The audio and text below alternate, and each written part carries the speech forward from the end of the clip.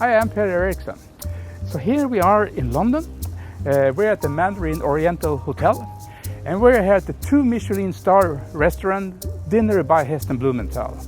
And we're here to meet with Chef Ashely Palmer-Watts to find out the thinking behind the food.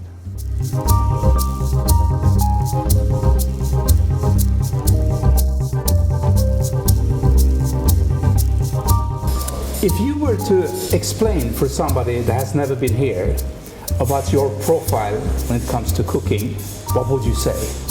Well, I think the restaurant Dinner by Heston itself is a modern interpretation of historically inspired dishes. It's a large, bustling restaurant with 120 covers. It's a real kind of mixture of kind of high detailed cooking, but on a large scale with a big team. Tell me about the history of Heston Blumenthal's cooking and the rich history of the English gastronomy. Yeah, so I mean it started probably back in about 2000, 2001, where Heston bumped into a food historian in Oxford, and this particular chap is the food historian at Hampton Court Palace, which is not very far from here. Where they found these old historic kitchens that they've unearthed and they've brought back to life for the purposes of people walking through the kitchens, and they get a real lifelike rendition of what it was like back in the day. So everything from the equipment they use, they don't use modern equipment, they reenact certain periods of history. He got talking to the historian called Mark Meltonville and realised that quite quickly there was this whole massive amount of culinary history of Great Britain that was completely untouched and just lying there dormant for many, many years. And it just seemed like the natural thing to start. We delved into it for certain parts of the menu when we bought a pub in Bray called the Hind's Head. So the idea was we started dabbling with old historic dishes and bringing those back in a contemporary way. And then when Dinner by Heston was first just an idea, Heston said, you know, let's use the history of the UK for, you know, our main core, our main sort of source of inspiration, and bring these things back. Okay, how did you find your inspiration in the old way of doing things and transform that into sort of a modern contemporary thinking? I mean, I think there's different ways that you can explain this. It's more you read these lovely old English snippets of how dishes were constructed, and those what we call recipes aren't recipes as we know them today. They're very rough. It's a handful of this, a large bucket of this, and a quart of wine or whatnot. And it's more about, sometimes it's the title that gives you the hook straight in, and you think, do you know what, that sounds amazing, maybe we can do this. And I think on the simplest form of what we do and how we sit down and we create these dishes together is that we just generally love to eat the food that we cook, and what we're trying to do is distill the essence of those, the way those dishes were put together and eaten in Britain, but obviously in a modern day kind of setting. You know, how we approach food now in Great Britain is completely different than 20 years ago. And we just like to keep evolving as chefs and evolving our knowledge, taking inspiration from techniques all over the world. And I think if you put all those things together, we just love to try and create just a great experience at the table. With this rich heritage of British cooking and your contemporary way of interpreting that, you're talking about this full-fledged experience at the table. What kind of ingredients do you find, in your opinion, in a full-fledged food experience? Well, I think in the UK we're very lucky.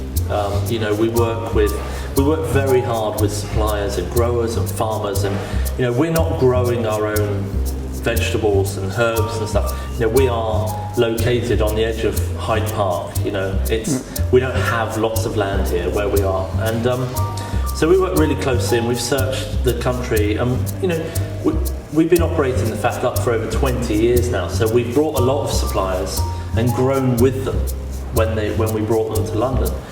And we have an incredible fish supply, shellfish, divers, vegetable farmers, fruit growers, lamb from Cornwall, beef from Ireland, we have langoustines from Scotland, scallops from West Coast Scotland.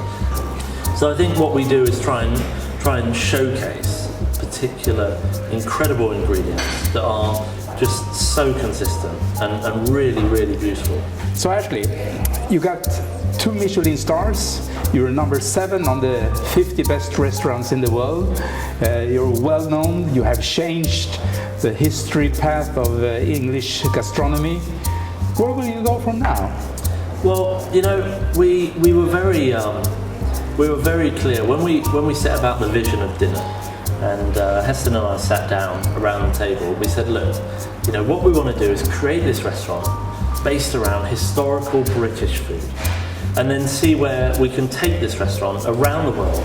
And whilst we're doing mostly British history, we then incorporate some of the local history of that particular country. Mm-hmm. We were never going to open 5 in this country, so we're going to go around the world with it. And we've just, back in October, we opened our second dinner by Heston in Melbourne, and really offer our team the chance to grow with our restaurant, because we're a very tight-knit family, and it's a very, you'll see from being around the restaurant tonight that you'll experience how the whole ethos and vision is very much a shared one, and we're all going the same way, having a great time, cooking food that we love to eat, and giving people the experience of the restaurant.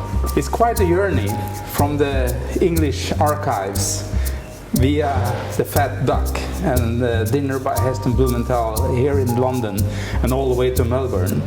Where did your own journey, where did that start? Well, that started when I was very young. I was 13 and I had my first restaurant job, which was washing up. And I used to go in every day after school and just kind of watch and learn. It was a 2-man team, the owner and an assistant, and his wife worked front of house. And this was a restaurant called Le Petit Canal, the Small Duck in French. Yeah. And there was no connection between the Small Duck and the Fat Duck, but I spent maybe about 8 years there. The chef was a guy called Jeff Chapman, a Canadian that worked in Vancouver and other places around in Canada. And I think he really showed me the potential in the enjoyment of eating and what it could be, because he loved it so much. And I think that was very infectious. And you know, he's a massive mentor of mine. Still speak regularly to him. And then from there, I went from there to the Fat Duck.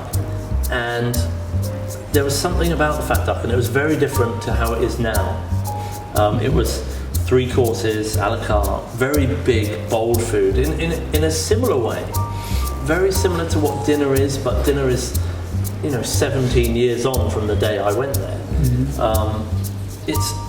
It's kind of, I've almost come full circle from the time I went into the Fat Duck, worked my way up to the top, you know, working with Heston from the early days when there were 5 of us in the kitchen and maybe about 6 or 7 people at front of house, to now, you know, through our company, we've probably got about 600 employees, you know, around the world. And so, you know, to have been on that journey of a guy who had a vision of Fat Duck and always constantly moving the goalposts, to never rest for one single moment, to always, we get to here, right, now we need to be here, we need to keep going, we need to keep going. And I'll never forget when I was at the Fat Duck as the head chef, and Heston was in Spain when the Michelin guide phoned and said, you know, we need to speak to Heston, please. Michelin guide's coming out tomorrow, and he wasn't there, he was in Spain at a congress. We gave him their number, Heston's number, and he phoned him. And the phone rang in the office again that afternoon, and Heston was on the phone. He said that, you know, we've got it, we've got 3 stars. But at that time, we didn't even know when the Michelin guide was coming out. You know, we were so engrossed in what we were doing, it just, these things just happened, you know. And the first thing he said to me, I was like, oh my god, that is, it's amazing. It makes the hairs on my arm stand up, you know, it's crazy. And he said, you know, we need to get better. And you're like, wow, that's incredible, you know. And that's something that is an incredibly rare and special moment for many people. And I know, you know, like even now, look, you can see, I know that when restaurants and chefs get those 3 Michelin stars, what that means to them is something that not many experience. Ashely, if you were to give a young person that wants to become a chef an advice, what would that be? I think take your time and start at the bottom and just learn.